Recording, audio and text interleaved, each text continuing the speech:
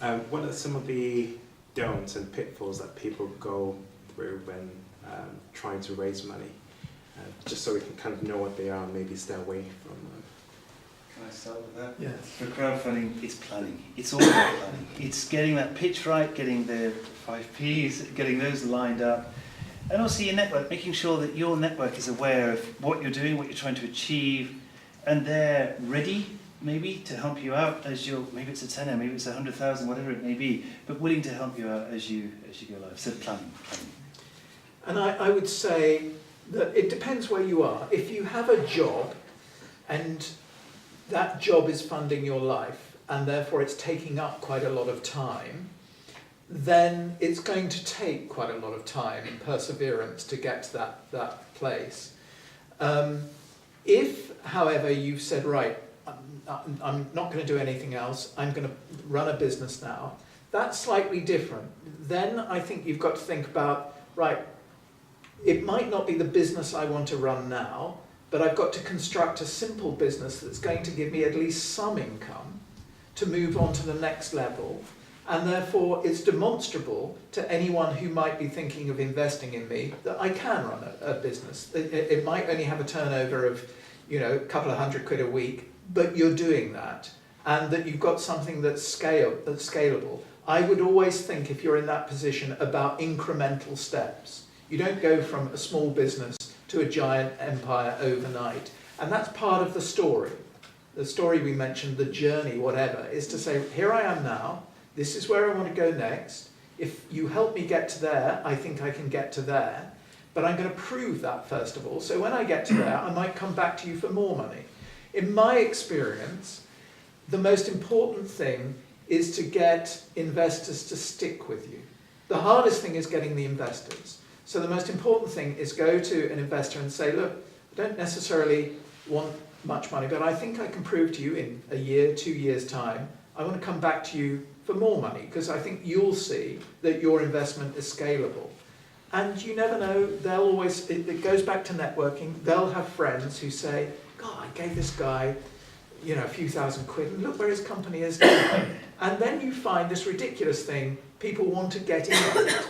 It's the same in fundraising, that you will get one major philanthropist who is backing you, and there's a world of philanthropy out there, and everyone wants to be seen to be backing a success. So if Lady X has backed this to the tune of £500,000, along will come Lord Y, who says, oh, well, if they're in, I want my trust in.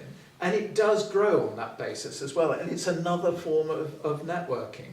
I mean, Nona will tell you through the Arts Council, and most of us get funding in a mix from the Arts Council and some of the big philanthropic funds. They tend to follow things, don't they? I mean, you get Garfield Weston in, then you've got Limbury in, because they all talk to each other.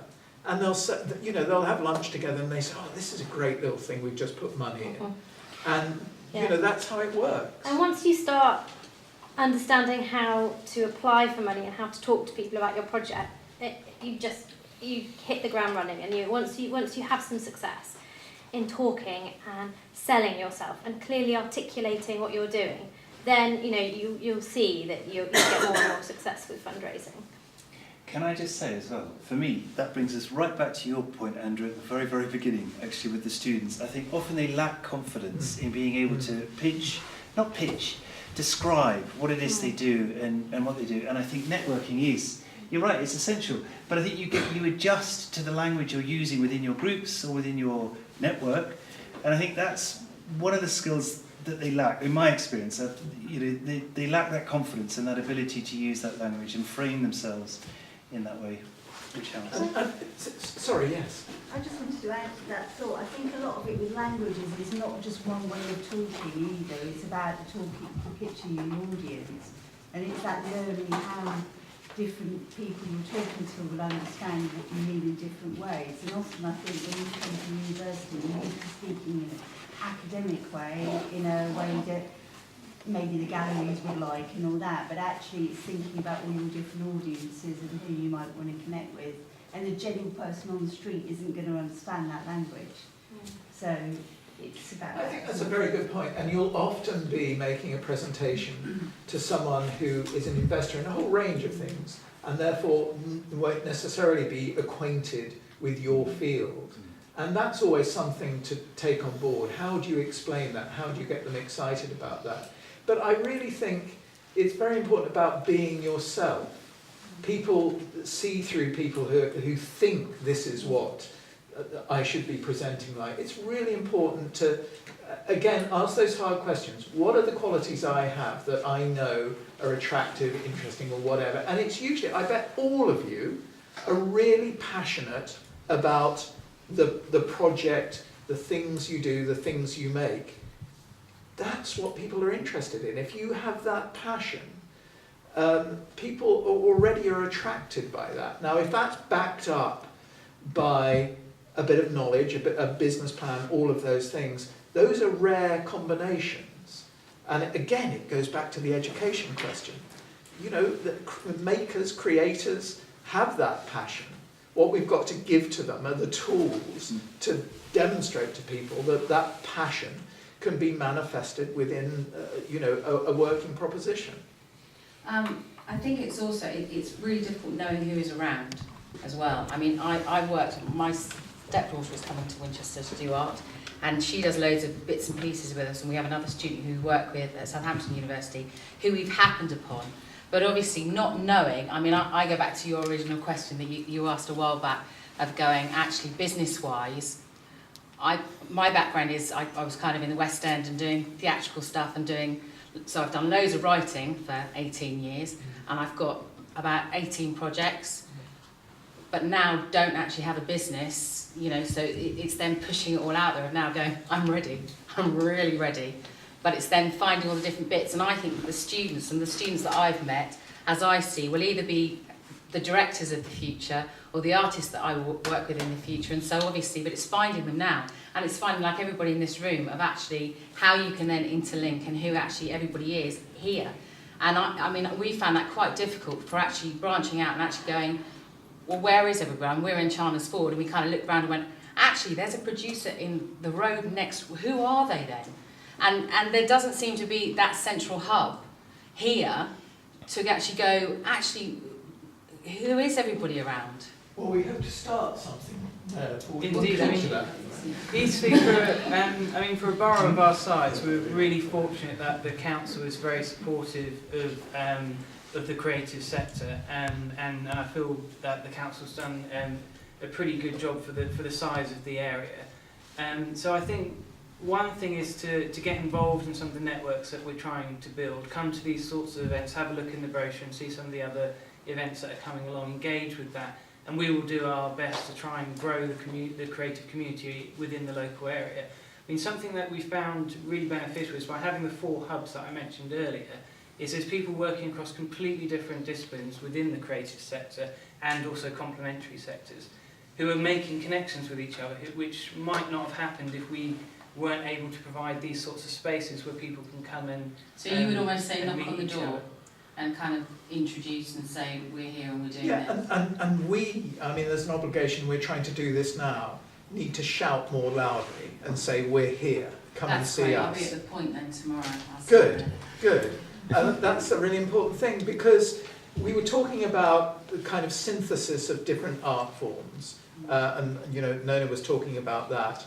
And there are barriers to break down. I mean, we're excited about choreographers talking to dramaturgs. We're excited about sound designers working with fine artists, for instance. And breaking down all those barriers. The other barriers to break down are people's own fears about, oh, well, if I tell them what I've been doing for a lot, it doesn't sound very good, doesn't sound very... we're all sharing the same experiences. No one's lesser than anyone else. And what you learn from each other is, God, I went through that phase.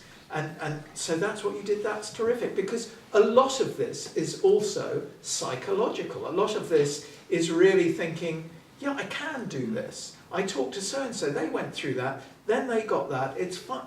It's really important to mix with your peer group. And it doesn't matter if they're doing digital design and you're doing needlework. you know, you'll find that the experiences are very similar, and that sort of sharing begins to build confidence, because it's a lonely business. You know, most of you are on your own most of the time. It's a lonely business, and your perception is that everyone else must be doing all right. What is wrong with me? And of course, nothing's wrong with you. Everyone's experiencing that. And you know, that's why it's very important to create these kinds of communities. It's not a magic wand. Not everyone overnight is going to go, you know, sky high. But it's a very important way of sharing and getting advice. And someone's going to say to you, look, I went and saw Sarah last week. You might never have seen Sarah before, and the advice she gave me was fantastic. You should pick up the phone to Sarah.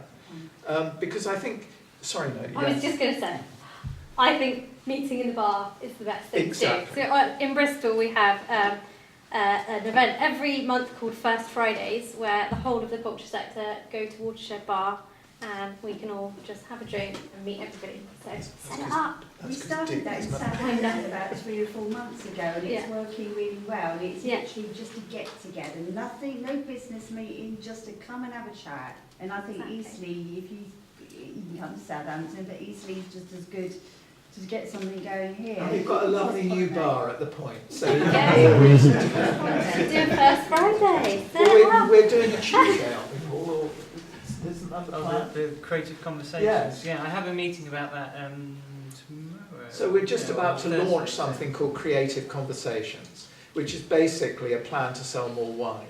But I mean, why not? Done. No, it's not. It's to get people like you together and to build that sort of confidence, and with our associates.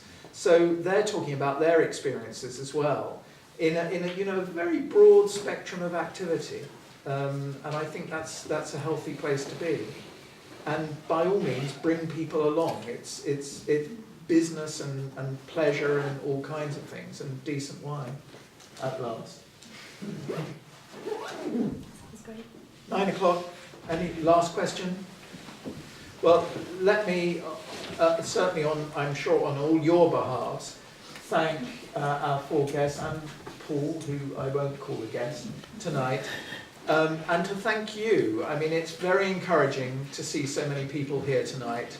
And go out and tell your friends and colleagues that we do care about you, that we want to help develop you. This isn't, you know, it's not here because we've got nothing better to do in the evenings we come here. It's because, you know, we're excited about developing these creative industries, of nurturing latent talent.